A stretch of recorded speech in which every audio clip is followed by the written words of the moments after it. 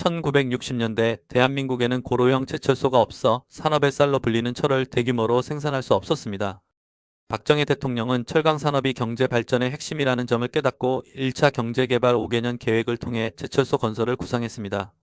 1965년 미국 피츠버그 철강공업지대를 직접 둘러본 이후 제철소 건설의 책임자로 대한중석 사장이던 박태준을 지명했습니다.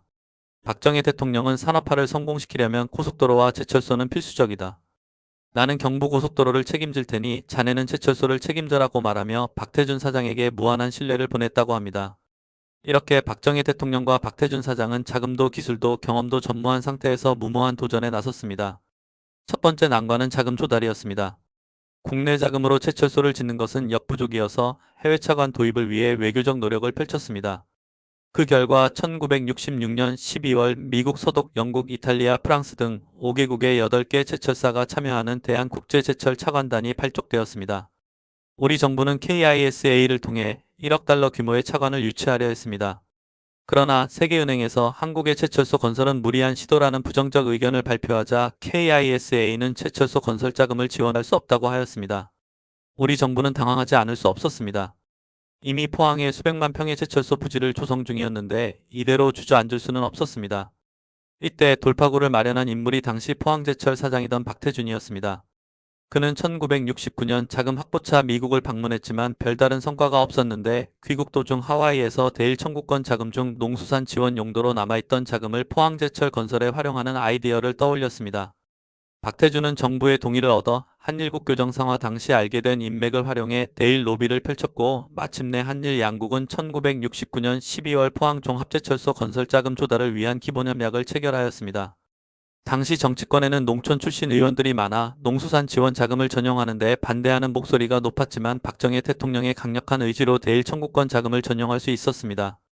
이렇게 해서 포항제철 건설 자금 1억 달러를 마련할 수 있었습니다. 박태준은 이 자금이 순국선열의 피로 얻은 결실이라며 단 한 푼도 낭비할 수 없다고 하였습니다.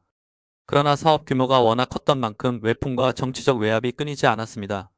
설비 도입과 원료 확보 과정에서 각종 유언 비어가 돌았고 일부 정치권 인사들은 노골적으로 리베이트를 요구하기도 했습니다.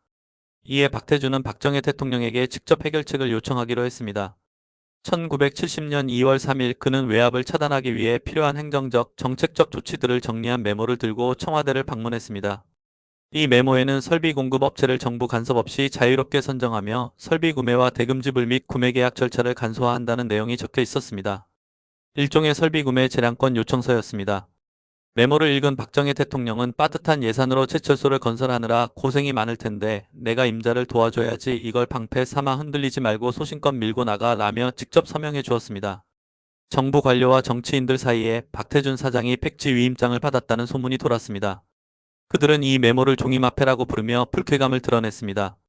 조선시대의 마패가 왕의 명을 대행하여 지방을 다스리는 권한을 부여한 것이라면 이 종이마패는 대통령의 정권을 위임받았다는 상징적 도구였습니다. 박태준은 이를 근거로 정치권의 개입이나 청탁을 단호히 거절했습니다. 이 일은 대통령 각하가 내게 직접 맡긴 일입니다. 라는 말 한마디면 누구도 더 이상 말을 잇지 못했다고 합니다.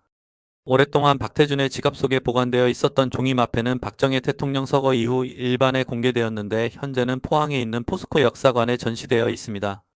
메모 하단에는 2월 2일이 그리고 상단에는 박정희 대통령의 서명과 함께 2월 3일이라고 적혀 있습니다. 이는 박태준이 청와대를 방문하기 전날 메모를 준비했음을 보여줍니다. 메모는 한자로 작성되어 있지만 그 내용을 한글로 풀이하면 다음과 같습니다. 구매 방법 결정에 고려된 요소. 양국 정부 간에 합의된 금액 범위를 가능한 한 준수한다. 성능 보장에 관하여 기술협력회사나 기계공급회사가 책임지도록 한다. 공기, 공정을 가능한 한 이행할 수 있도록 한다.